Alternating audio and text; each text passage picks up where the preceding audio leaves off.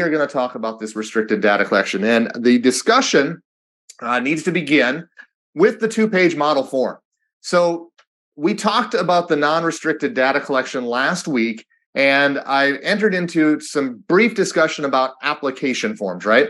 And so most of you to date likely don't have a quote unquote paper application that you're using for commercial lending. That's probably going to change in light of what you learned last week. And when we add this new piece to the puzzle, the restricted data collection, I think you're absolutely going to find that you're going to need to be there at some point. At a minimum, your paper application, and it might be electronic too, so I guess we'll throw them both out there, is going to be a minimum of these 2 pages, because I think you're going to want to use the model form. Now, you are going to be allowed to make some revisions to it.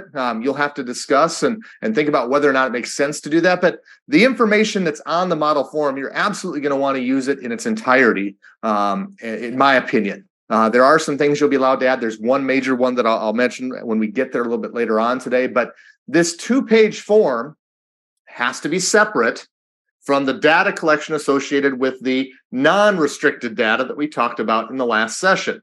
So you cannot combine these 2 pages with an application form that has the rest of the data. Now, they can be 2 separate documents provided at the same time, 2 separate interfaces, if you will, that are deployed electronically, but they do have to be separate.